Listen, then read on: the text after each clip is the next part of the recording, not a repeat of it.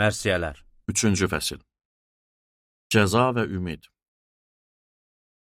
Rəbbin qəzəb dəyənəyindən mən əzab çəkirəm. O məni apardı, işıqda deyil, qaranlıqda gəzdirdi. Bütün gün dəfələrlə qaldırdığı əli mənə qarşıdır. Ətimi, dərimi çürütdü, sümüklərimi sındırdı. Məni əzabla, cəfa ilə sarıdı, mühasirəyə saldı.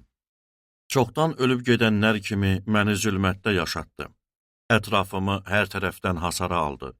Məni zəncirləyib qaça bilmirəm, fəryad eləyib mən imdad istəyərkən o duamın qarşısına sədd çəkdi. Yonma daşlarla yollarımı kəsdi, onları dolaşdırdı. Mənə ayı kimi pusqu düzəldir, gizlənib aslan kimi məni güdür, yoldan sürükləyib məni parçaladı, çarəsiz hala saldı. Kamanının yayını çəkdi, məni özü üçün bir hədəf elədi.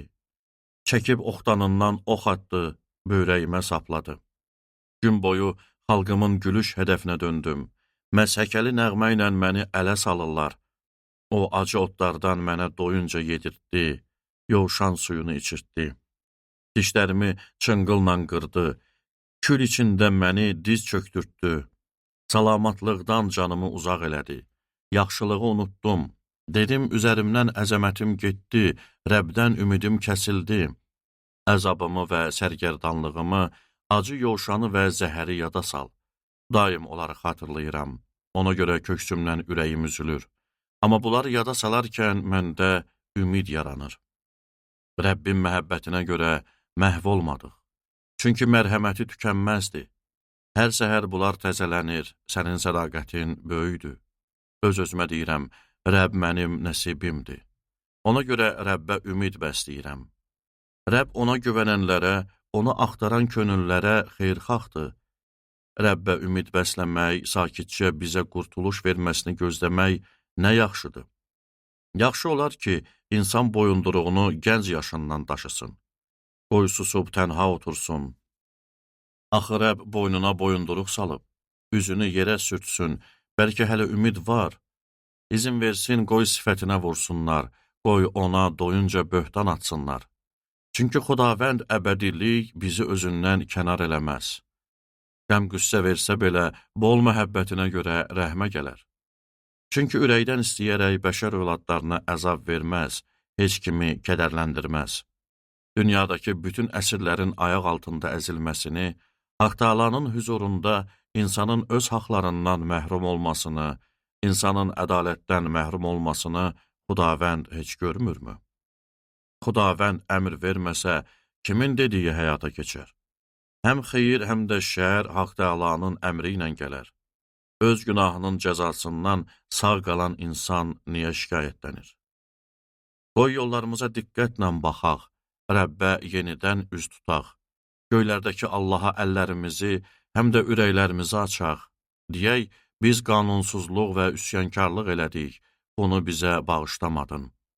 Qəzəbə bürünmüsən, bizi təqib eləmisən, aman vermədən öldürmüsən. Özünə buludlardan örtük çəkdin, onların arasından dua keçmir. Xalqlar arasında bizi zibilə, tullantıya çevirmisən. Bütün düşmənlərimizin bizə qarşı ağızları açıldı. Dəhşət və çuxur, məhv və qırğın birlikdə başımıza gəldi. Qırılan əziz xalqıma görə gözlərimdən sel kimi yaş axdı. Dinmədən, dayanmadan gözlərimdən yaş axacaq. Rəbb göylərdən aşağıya baxana qədər, olanları görənə qədər. Şəhərimdəki hər qızın taleyini görərkən, ürəyimi kədər bürüyür. Nahaq yerə mənə düşmən olanlar məni quş tək ovladılar. Quyuya salıb məni öldürmək istədilər, daşqalaq elədilər. Sular başımdan aşdı, dedim, ömrüm sona çatdı. Ya Rəbb, ismini o quyunun dibindən səslədim. Qulağını tıxama, fəryadımı dinlə deyərkən səsimi eşitdin. Səni çağıranda yanıma gəldin, mənə qorxma söylədin. Ey Xudavənd, mənim əməlimə baxdın, həyatımı satın aldın. Ya Rəbb, başıma gətirdikləri şəri gördün, bu iş barədə hökmünü ver, mənə bəslədikləri kini, mənə qarşı qurulan fəndləri gördün. Ya Rəbb, mənə elədikləri həqarəti eşitdin, əleyhimə fənd qururlar. Əleyhdarlarımın pıçıltısını, Gün boyu mənə qarşı mırıltısını eşitdin.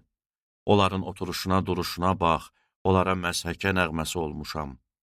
Ya Rəbb, onların əllərinin əməllərinə görə əvəzini verəcəksən. Onların qəlbini inadkar elə, qoy lənətin onların üstünə gəlsin. Ya Rəbb, qəzəbinlə onları qov, səma altından məhv eləyib at.